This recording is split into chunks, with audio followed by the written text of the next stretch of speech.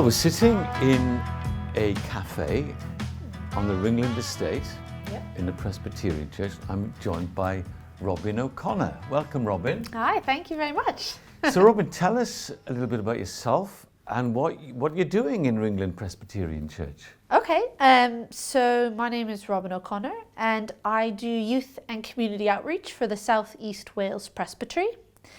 And at the moment, I base about half of my time here at Ringland Presbyterian Church. We do a lot of community-focused outreach activities, but with the aim of building relationship with the local community so that the local community can build relationship with Christ. And that is really at the core of everything that we're doing. So it's not just having the building open or people come in for the sake of ticking a box and saying 12 people went through the door, but to hopefully have something deeper that comes out of it and real connections that can be formed.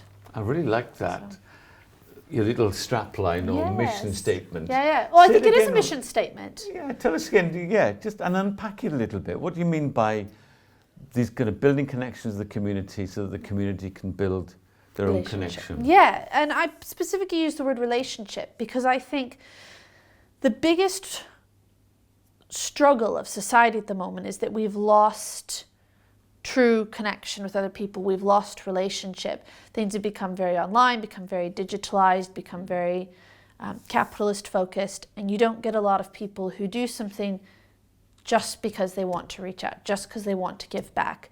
Even if you look at, social influencers and things, it's all about, look at me, how can I promote my likes? How can I promote my brand? How can I make me look better?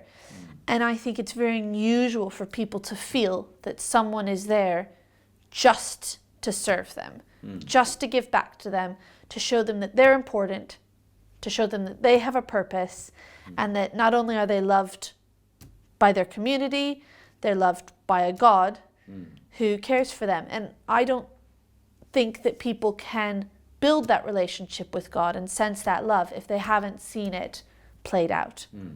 So that's why I say our goal is to build relationship with the local community, show them that we're people who are here for them and who genuinely care about them, because through that we emulate what it means to be like Christ, and also show them what Christ is like and what he wants with them, which is that relationship that's not based on conditionalism, that's not based on monetary value, but it's based on the fact that they as a person have value and have worth. So that's really what we're trying to bring across to people. And Ringland is a kind of post-war estate. There are a chain of these in this kind of, I guess, East Newport is where we are, densely populated. And the church is right slap bang in the middle of this estate. So tell us a little bit about this community. So it's a high poverty area, very low socioeconomic income. I don't know what percentage of the houses are social housing, but it's a fairly large portion of the houses around here. Either that or retired people who have been in these houses for basically their whole lives. So there's not a lot of connection to other places. There's not a lot of shops or amenities. Most things you would have to go into the city centre to access.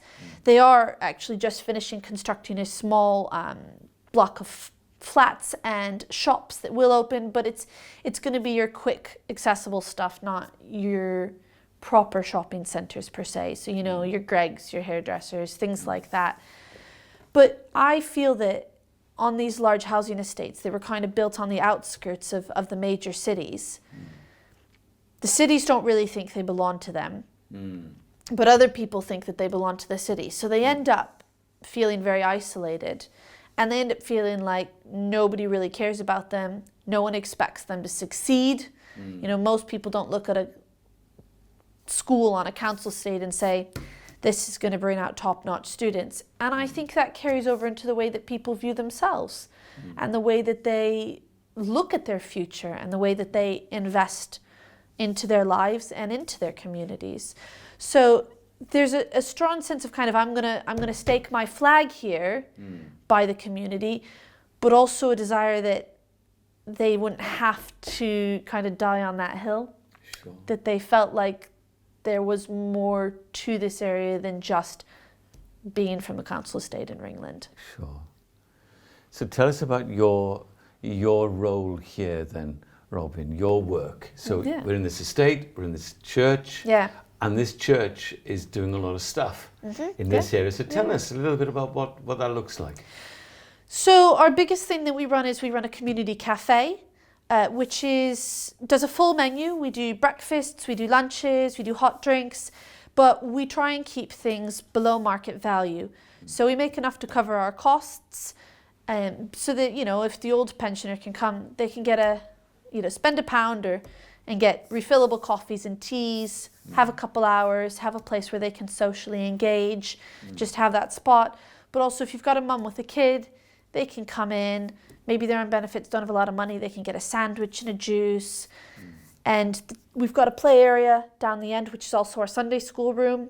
Okay. So I've always got colouring and maybe some blocks set out down there. They know that they can go in there and just have a space. So it's more just meant to show people that there's something on the estate and that we're here.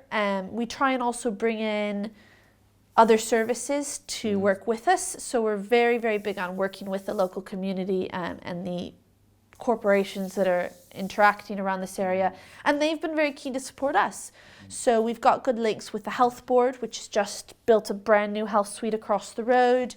We've got links with Hedin, which is the local housing association, and Lovell, which do the building around here. Sure. And also with the Celtic Manor, which is across the roundabout. Their business in the community team have helped us with a couple things in the past. We've brought in people to do debt counselling, and we're hoping in the new year to do a well-being club, and we're also looking at potentially running an alpha, because we've had several people from the community come to us and say, actually, we're interested in church, and maybe we went to Sunday school as a child, or maybe we've just seen some stuff online and we want to pursue it a little bit further, and we'd like to go somewhere that's on our doorstep. So we're trying to listen to what the community is saying they want and adapt. And that means you try some things and they work, and you try some things and they don't work.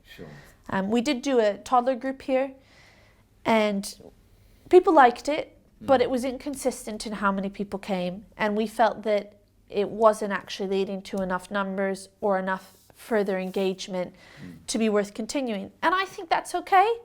I think that not everything you try will succeed. We're living in different times. People relate to churches and to their communities in a different way than they used to. People don't like to commit to a weekly, same time activity as much as they used to. You know, Girl Guides are experiencing this as well. Boys Brigade. In general, there's just a swathe towards being more home-based and less consistent.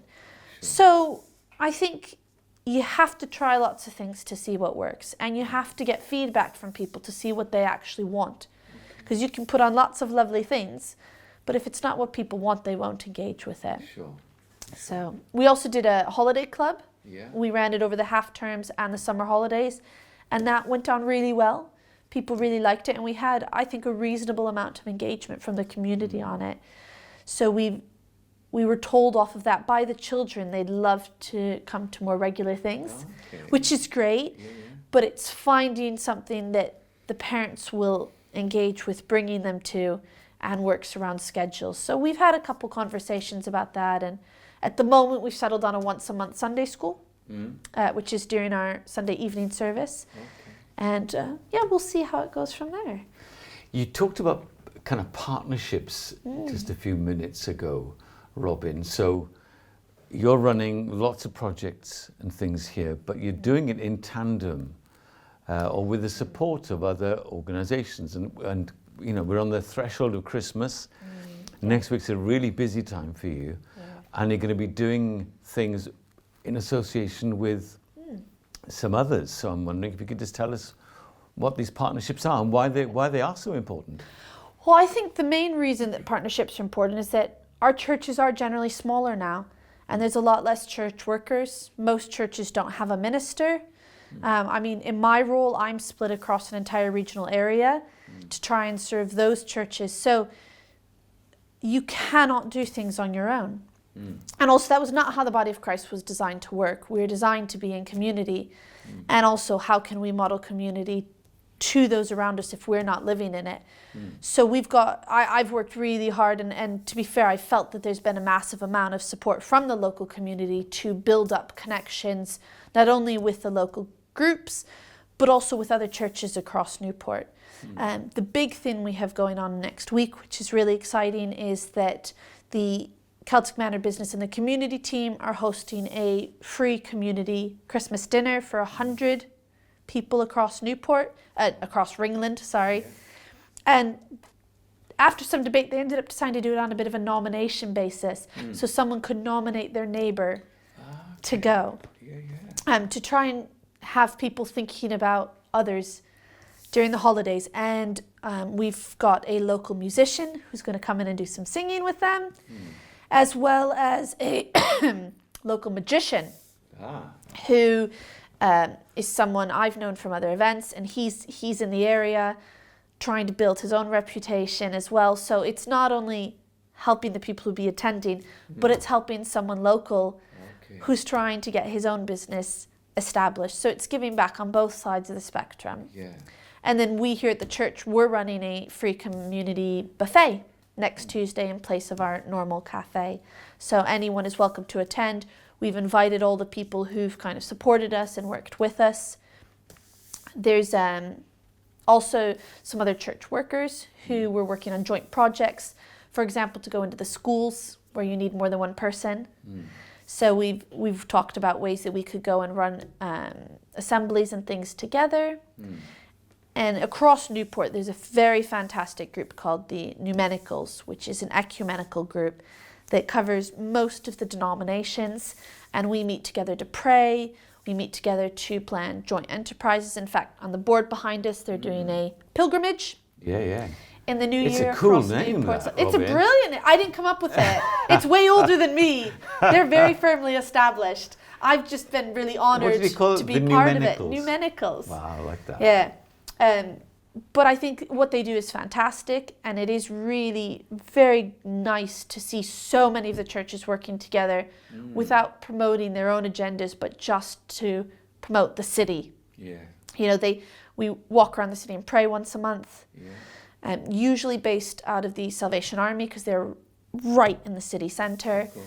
But also we meet and say, well, what are the things that we can do together? They do joint services around the churches in the city centre. And I think that's how small churches are able to function, is by getting the support of others, is by working with others, is by sharing the resources that we each have, sharing the materials we have. I was doing some filming for a youth project down in Barrie last week, and I needed a big nativity set. And I had a church offer me some backdrops.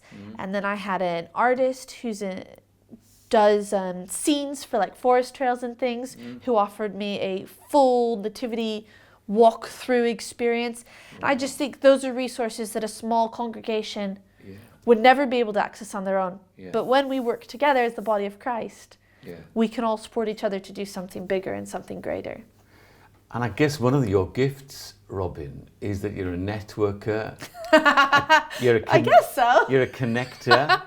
So you're able to make relationships with some of these, many organizations under the churches. I mean, maybe. And things happen. I mean, when you say it, I guess if you look at it from a background perspective, it feels like that. But I don't think I'm a good networker. I'm actually quite introverted. I'm gregarious. I like talking to people, but I find engaging with large groups of people quite socially draining. But I think as someone who's experienced loneliness and as someone who's lived in different countries, I know how important it is to feel a connection. And it never hurts to smile and say hi. And it's amazing how people react by you just being friendly to them. So I haven't kind of actively, searched out most of these partnerships. I've just made an effort to be present in the community, in the churches, to be friendly, to ask, what are you interested in? What's important to you? and how can I help you, and how can we work together? And I think if you show even a little interest to people, they'll respond positively. I don't think you have to be like a master networker or good at sales, because I'm horrible at sales. But I am good at talking to people, and I think I'm good at making them see a bigger purpose. And I think sometimes people need that idea of something bigger than themselves to... And do you think, Robin, that what you're doing in Ringland could be replicated? Oh, absolutely. Across Wales? Yeah, because I don't think what I'm doing is particularly special. This isn't a particularly large church. 12 to 20 members, depending on if everybody shows up. You know, it doesn't have a lot of funds. It doesn't rent out the building to external organizations, so it doesn't have an income. But, and this is the main reason why I've worked so much with Ringland, is they believe that their entire purpose is to serve the community and show them the love of Christ. And I think if any church is willing to have an outward perspective and say, how can we reach out to our local community? How can we serve them, and not how can we keep our service the way it's always been? We don't want change. And I think that's all it takes, is a couple people who are willing to say, we're willing to look outward. We're willing to connect with people. We're willing to ask the question of, can things change? Should things look different? I mean, when we started this cafe, we had a budget of £100. And yet it makes enough to be self-sustainable on low costs. You know, we charge £4 for a full dinner or £5 for a full breakfast with drinks. You know, that's not going to break anyone's bank. But everything we make goes back into supporting the community. It runs the holiday clubs. It buys supplies that we need for the Sunday school. We ran a Macmillan coffee morning for local residents. So just that little bit, just those few people. You know, I'd say on an average week we have 10 people here, but that's enough. And those 10 people feel connected to. They've told their friends. We've started having more people then come because they feel welcome, because they feel supported, because they feel loved. And we're now seeing them coming to other things the church does. They're coming to Bible studies. They're coming to the Sunday school. They're coming to the Sunday service. And we never proselytized to them. We never told them, you have to come because, you know, there's this God and he's going to send you to hell if you don't. We just said, we're here and we love you. And here's what we have to offer. You do have to show them what you have to offer. You can't hide your faith. They have to be aware that you are a church and that you're standing in Christ's name and that the door is open for them if they would like to come. And I think that's what most people are looking for, is just an invitation. Robin, thank you. Thank you very much. Inspiring, and happy Christmas. You too. Yes, have a very happy Christmas.